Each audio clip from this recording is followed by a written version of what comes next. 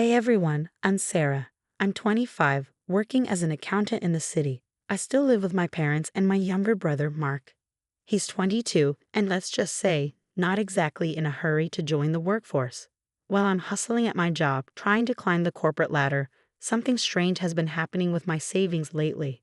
One night, I'm counting my cash. Yeah, I'm old school like that. And I notice some money's missing. I storm downstairs, fuming. Mom, Dad, has anyone been messing with my stuff? Dad barely glances up from his newspaper. What are you talking about, Sarah? My money is disappearing, and I think Mark might be taking it. I blurt out. Mom gasps, looking horrified. How could you accuse your brother like that? He would never do such a thing. Right on cue, Mark strolls into the room, acting all innocent. What's going on? I glare at him. You know exactly what's going on. Stop stealing my money. He smirks. Whoa, chill out, sis. Maybe you're just bad at math. Dad immediately sides with him. Sarah, apologize to your brother. He's going through a tough time. I can't believe what I'm hearing. A tough time? I'm the one busting my butt while he sits around all day. Mom's eyes fill with tears. Why can't you support your brother? He's just trying to figure things out. I'm furious. I storm out, slamming the door behind me. I need to vent, so I call my best friend, Olivia. Liv, you won't believe what's happening. Spill it, girl. What happened? I explain everything, and there's a brief silence before Olivia finally says, Sarah, you need to stand up for yourself. This isn't right. Later that week, I'm at work, staring blankly at my computer screen, lost in thought. Earth to Sarah, my coworker Tom says, waving a hand in front of my face. You okay? I sigh. Just family drama. Nothing new. Tom gives me a sympathetic look. If you ever need to talk, I'm here. That night, my boyfriend Jake comes over. We're cuddling, but he notices how distracted I am. Babe, what's wrong? He asks. I tell him everything, and he listens quietly before saying, maybe it's time you moved out. This situation isn't healthy. I nod, considering it. But then an idea pops into my head. Actually, I think I know what I need to do. The next day, I'm at an electronics store, browsing hidden cameras. The clerk gives me a weird look, but I don't care. I'm done being a victim. It's time to catch the thief red-handed. Mark has no idea his little game is about to end. A few weeks later, I've got the camera set up, and the footage is making my blood boil. I'm watching it at my desk, and there he is, Mark, sneaking into my room, rifling through my drawers, and pocketing my hard-earned cash. The smirk on his face as he does it makes me sick. But it gets worse. I've got audio too, and I overhear a conversation between Mark and my parents in the kitchen. Sarah's so selfish, Mark whines. She has all this money and won't even help out her own brother. Mom chimes in. I know, sweetie. We'll talk to her about being more supportive. I'm livid. I call Olivia again. Liv, you won't believe this. I caught him red-handed. No way. What are you going to do? I'm thinking of showing my parents the footage.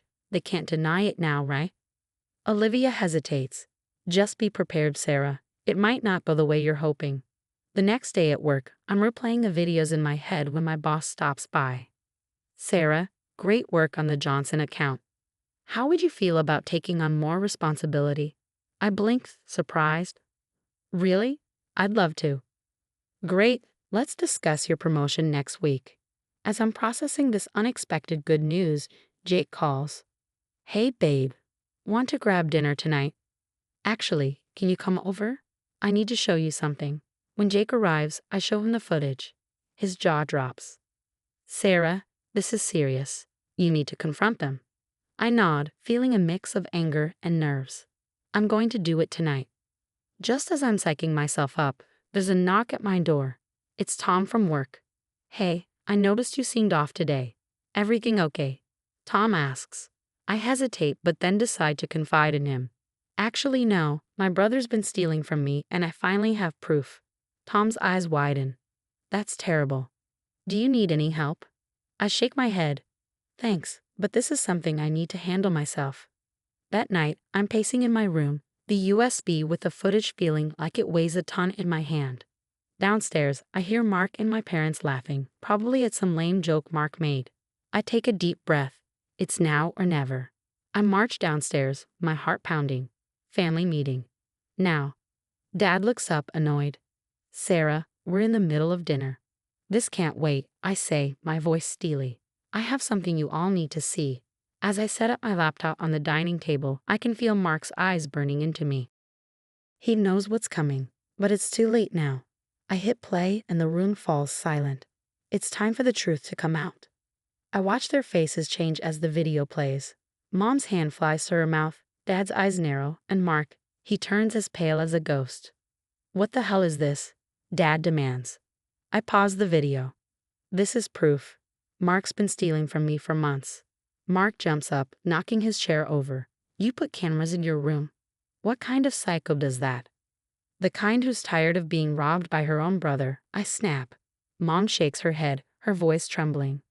Sarah, how could you invade your brother's privacy like this? I can't believe what I'm hearing. Are you serious?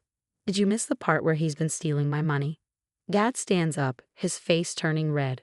You had no right to film your brother without his consent. This is a violation of his trust. His trust? I laugh bitterly. What about my trust? What about the fact that he's been lying and stealing from me? Mark sees his chance and jumps in. I can't believe you do this to me, Sarah. I thought we were family. Oh, don't you dare play the victim, I snarl. You're nothing but a thief and a liar. Mom starts crying. How can you say such horrible things about your brother? He's going through a difficult time. And I'm not. My voice rises, nearly shouting. I'm working my ass off, trying to save money, and he's stealing it right from under my nose. Dad slams his hand on the table. That's enough, Sarah. You will apologize to your brother right now and delete that footage. I stare at him in disbelief. Apologize? Are you out of your mind? He's the one who should be apologizing. Mom's voice is cold. If you can't respect your brother's privacy and trust him, then maybe you shouldn't be living under this roof. It feels like I've been slapped. Are you kicking me out? Dad nods grimly. Until you can learn to trust your family and not resort to such underhanded tactics, yes. I look at them, Mom, crying, Dad, fuming, and Mark, with that smug look on his face, and something inside me snaps. Fine, I say, my voice eerily calm. I'll go, but don't expect me to come crawling back when you finally realize what a manipulative leech you've been protecting. I storm upstairs and start throwing clothes into a bag. My phone buzzes, it's Olivia. How did it go? They kicked me out. Can I crash at your place? Of course, honey, I'm so sorry. As I'm packing, there's a soft knock at my door. It's Mark. Come to steal something else before I leave. I spit. He has the audacity to look hurt. Sarah, come on. I was just borrowing the money. I was going to pay you back. Save it, Mark. I'm done with your lies. I push past him, lugging my bag downstairs. Mom and Dad are waiting at the bottom of the stairs. Sarah, please, Mom pleads. Just apologize, and we can forget this whole thing. I look at them, these people who are supposed to love and support me, and feel nothing but disappointment. Goodbye, I say, and walk out the door. As I wait for my Uber, I text Jake and Tom, letting them know what happened. Their supportive responses make me feel a little less alone. The car pulls up, and as we drive away, I watch my childhood home disappear in the rearview mirror. It hurts, but a part of me feels free. This isn't the end, it's a new beginning. It's been 6 months since that night, and let me tell you, life's taken a wild turn. I'm sitting in my new apartment, sipping coffee while looking out at the city skyline.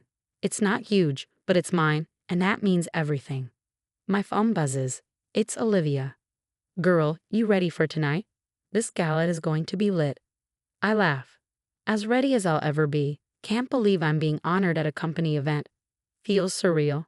After hanging up, I check my emails. One from my boss catches my eye. Sarah, your performance this quarter has been outstanding. We're discussing another promotion. Keep up the great work. I grin, feeling a surge of pride. Take that, Mark. Speaking of Mark, I heard through the grapevine he's gotten himself into some hot water. Apparently, without me to steal from, he turned to online scams. Big mistake. Just then, the doorbell rings. It's Jake, with breakfast. Morning, superstar, he says, kissing me. Ready for your big night? As we eat, my phone pings with a news alert. I nearly choke on my bagel when I see the headline. Local man arrested for online fraud scheme. There's Mark's mugshot looking pathetic as ever. Jake reads over my shoulder. Whoa. Karma's a bee, huh? I nod, feeling a mix of satisfaction and pity. Play stupid games, win stupid prizes. Later, as I'm getting ready for the gala, my phone rings. It's a number I haven't seen in months. Home. I hesitate before answering. Hello? Sarah, it's Mom. Her voice is shaky. We saw the news about Mark, and we've been thinking. We were wrong about everything. Can we talk? I take a deep breath. I'm sorry, but no. I'm happy now, and I'm not going back to that toxic environment. I wish you the best, but I've moved on. I hang up, feeling a weight lift off my shoulders. The gala is in full swing when I arrive. Olivia, Jake, and Tom are there, cheering as I receive an award for my contributions to the company. As I give my speech, I look out at the crowd, my chosen family. 6 months ago, I thought I'd lost everything. I begin. But sometimes, losing what you thought you needed is the best thing that can happen to you. It forces you to find your true strength and your real support system. I raise my glass. Here's to new beginnings, true friends, and karma. The room erupts in applause, and as I step off the stage, my phone buzzes. It's a text from an unknown number. Congrats, sis. I'm sorry for everything. Mark? I stare at the message for a moment, then delete it without responding. Some bridges are better left burned.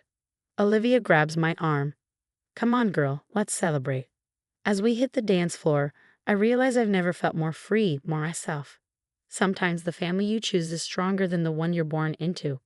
And me? I'm just getting started. The story may have come to an end, but I have a question for you. If you were in my shoes, would you have forgiven your family and given them another chance? Or do you think I made the right choice by cutting ties completely? This situation isn't black and white, and I'm curious to hear your thoughts. What would you have done differently, if anything? Share your opinion in the comments below. Your perspective might help someone going through a similar situation. If you enjoyed this story and want to hear more like it, don't forget to hit that like button and subscribe to the channel. Your support means the world to me and helps me continue sharing these real-life experiences. Thanks for watching, and I'll see you in the next video.